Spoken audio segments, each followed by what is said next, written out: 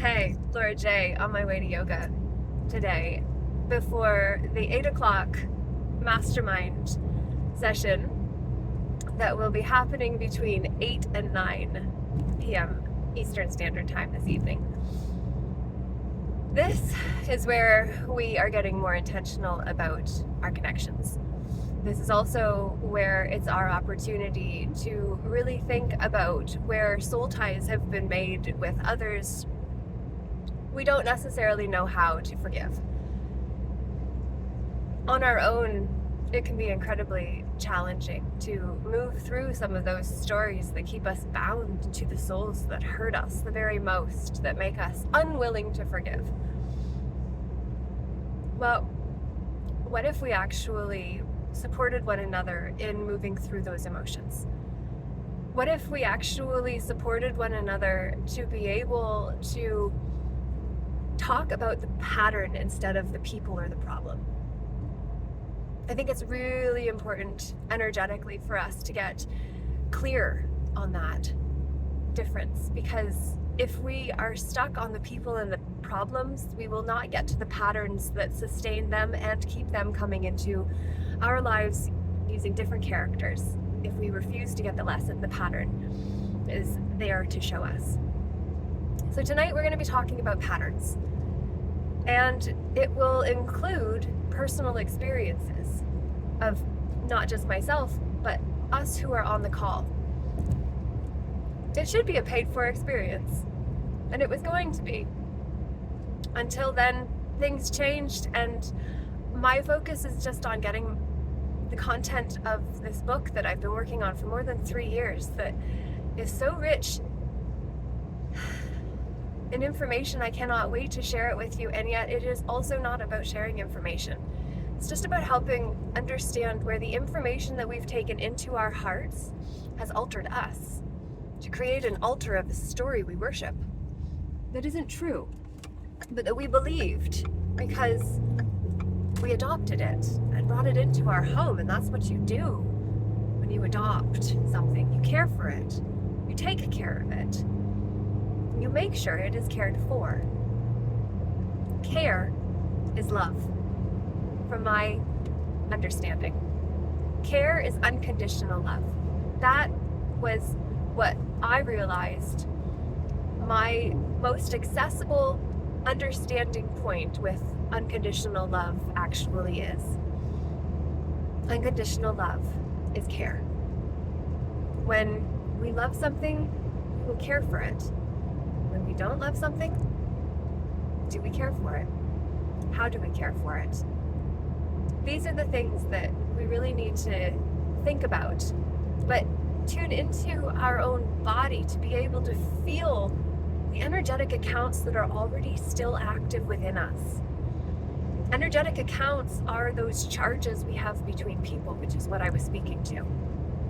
Those energetic charges keep us connected and attached to the ones that we are connected to through that story.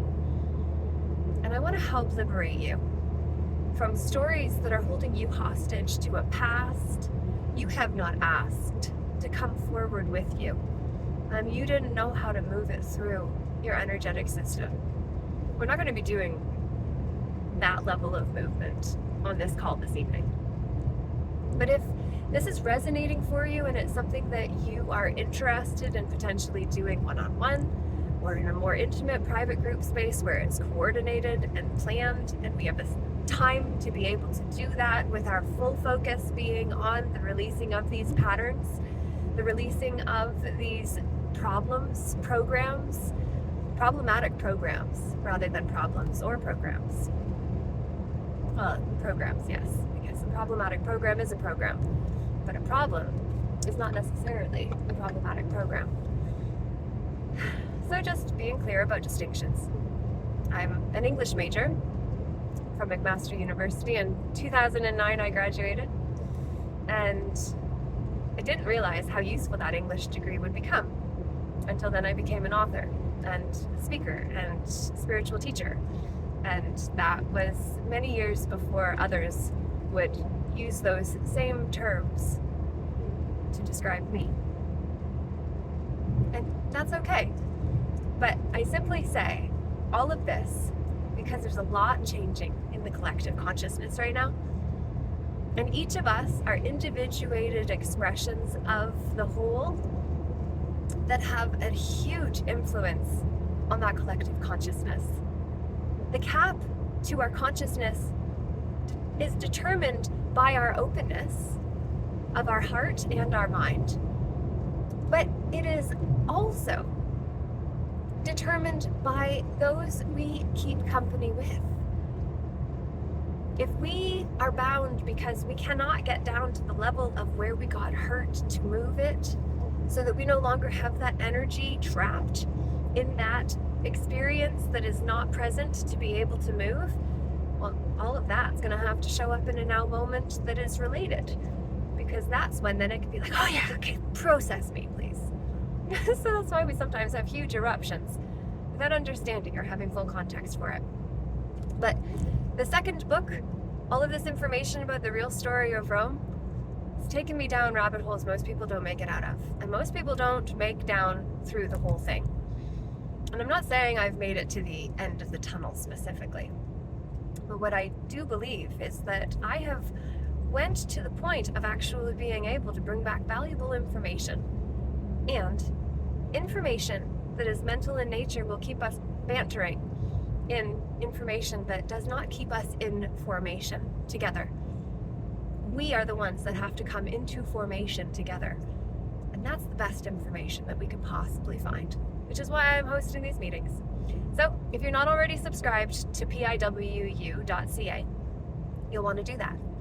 Because when you do, then you're going to start being able to receive the emails that I send to my list. And I don't send them super regularly. I have been hosting these weekly calls on Mondays, and I have been sending out messages prior to it because there's a lot changing.